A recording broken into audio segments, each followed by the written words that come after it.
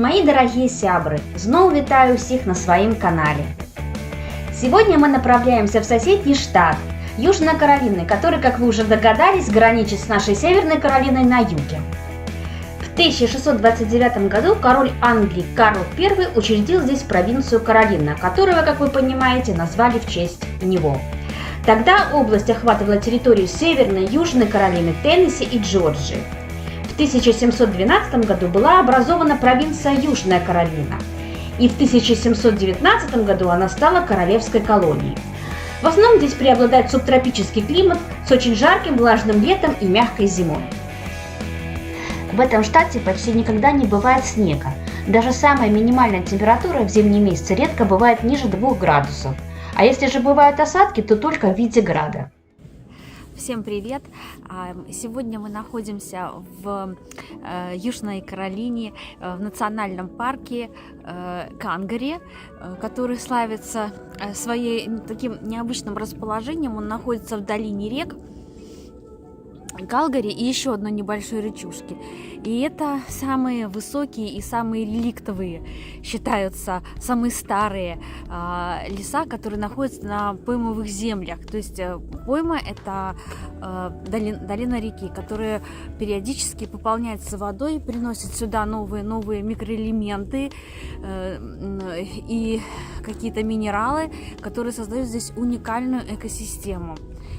И вот они считаются одними из самыми высокими лиственными лесами на востоке Соединенных Штатов Америки и в этой вот части Америки самый уникальный, самый старый лиственный лес, вот так, и самый высокий. Вот тут можно видеть, что это такая вот топь. И, местные называют это болотами, но это просто такое притопленное место. Здесь летом встречаются черепахи, аллигаторы даже.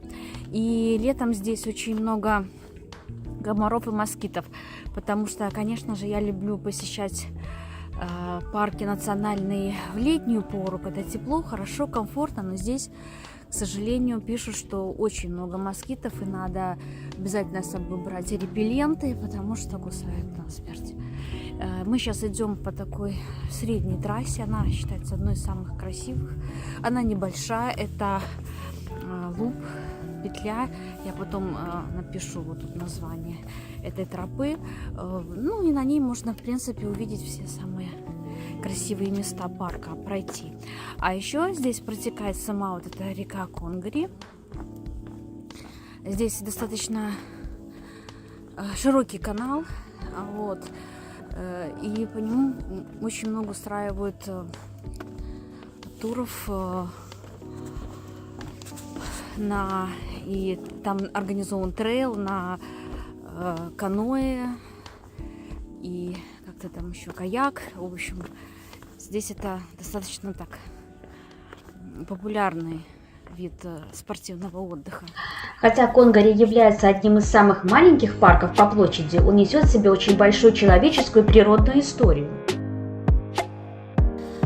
Ну, скажу немножко об истории парка. Он, в общем-то, не очень-то популярен у посетителей. Просто, возможно, мало кто об этом парке знает. Он находится где-то в 30 километрах от столицы Южной Каролины, Колумбии. Ну и здесь же недалеко находится город Чарльстон. И именно выходец из Чарльстона, один редактор газеты решил это место как-то сделать национальным парком, местом отдыха жителей Северной Каролины. И, в общем, долгое время он этого добивался. У него это не совсем получалось, потому что эти земли принадлежали, в общем-то, другим людям, которые здесь, в общем-то, занимались. Основной здесь добычей на этом месте была, как это сказать, была, вырубка лысых кипарисов. Здесь их очень много. Но сейчас вот мы идем, я не знаю, что это за деревья, это кипарисы или нет. Но очень на них похоже, потому что, в общем-то, они высоченные. Вот. И здесь есть два кипариса. Один из них очень старый, больше 500 лет. Его называют деревом адмирала Грина. Это какой-то здесь местный герой, наверное, той войны между северянами и южанами. Вот. Такое вот местечко. Так, и продолжая вот историю этого парка, значит, этот вот Томас Хэмилтон, я фотку его вставлю где-нибудь. Он, значит, с 60-х годов начал. Сначала он здесь был председателем, по-моему, охотничьего клуба. И поскольку здесь шла вырубка, он хотел защитить это место, его уникальность. А он добился своего. И, по-моему, в 1972 или 1973 году это место признано национальным парком Южной Каролины. И, в общем-то, считается таким уникальным местом. Очень популярно среди орнитологов. Здесь огромное количество различных видов птиц. И, видимо, здесь очень удобно наблюдать, потому что даже вот мы были в центре, который для гостей, где можно ознакомиться с информацией о парке, взять какие-то там карты, а там же вот продаются и бинокли для любителей наблюдать за птицами, для орнитологов. Так что вот так вот. Но вообще я в таком парке вообще первый раз вижу, что вот так вот по таким вот мостикам мы ходили. Вот, потому что вот кругом вода, вода и топи, болото, болото. А где-то там уже дальше, в такой, так скажем, в чаще леса, говорят, здесь даже есть и медведи, и пумы, и олени. И оленей где-то даже можно увидеть, если пойти взять трейл такой большой, там, по-моему, на 11 миль. Ну, конечно, мы на такие подвиги не готовы. Вот. Мы небольшие любители на такие длительные. А вот на час-полтора походить, погулять, ознакомиться с местом, это вот как раз для нас. В парке бывают влажные и засушливые сезоны, когда реки разливаются и отступают. Жизнеспособность парка зависит от хорошего состояния рек. Когда-то эти пойменные леса занимали площадью 1 000 000 акров, но промышленная вырубка леса, начавшаяся в 1880 году, менее чем за 50 лет уничтожила большую часть этих уникальных лесов. А избежали они полную вырубку только благодаря тому, что сам процесс рубки здесь был настолько тяжел, что в итоге лесозаготовители решили оставить эти леса в покое. Окончательная вырубка была остановлена в 1914 году. Предполагаю, что это и есть тот самый лысый кипарис, из-за ценной древесины которого были практически полностью вырублены эти леса. Его древесина устойчива к влаге и гниению. Кроме того, что в парке обитает большое количество животных и огромное количество видов птиц, здесь, помимо всего прочего, обитает около 50 видов рыб и существует по меньшей мере 53 вида рептилий и амфибий. Сейчас пришли в такое интересное вот место. Тут такое ощущение, как парк юрского периода, только после ядерной зимы какой-то. Кругом лежит лес и вот такие вот растения. Лёшка считает, что это агавы, похожи на пальмы. Но подозреваю летом, когда и вот весной, когда здесь уже очень тепло становится, под 35-40, наверное, градусов жары, я подозреваю, что реки разливаются, и здесь уже начинают тогда копошиться аллигаторы, черепахи, видимо, вот в этих вот местах. Для них, конечно, идеально подходящее место, такое вот фактурное, с этими вот растениями. Действительно уникальная экосистема, это подтверждает. Из-за обилия влажных и водных участков здесь очень многочисленная популяция пятнистых черепах. Здесь также распространены и змеи, но они, конечно, не так многочисленны, как черепахи.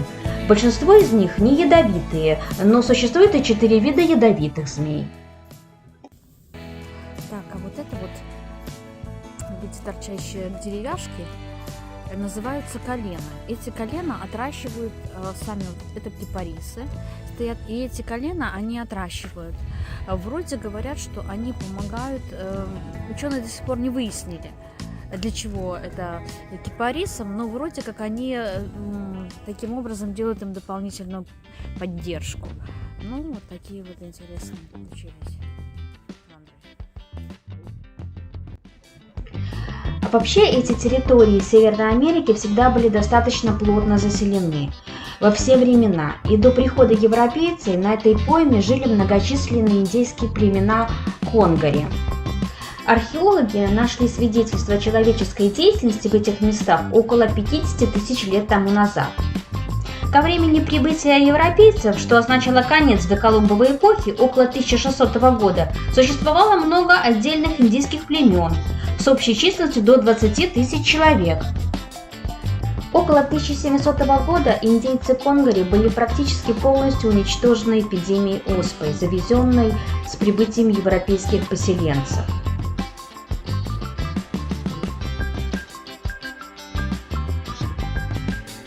Нагулявшись по парку и надышавшись свежим воздухом на долгие дни вперед, мы решили выдвигаться дальше, в сторону города Коламбия, который находится буквально в 30 милях от национального парка Конгари.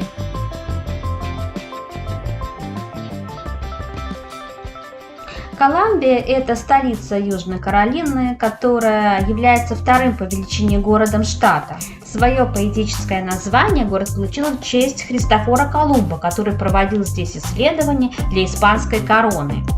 Из-за этого Коламбию очень часто место называют сокращенно Кола, что привело к ее прозвищу «город газированных напитков».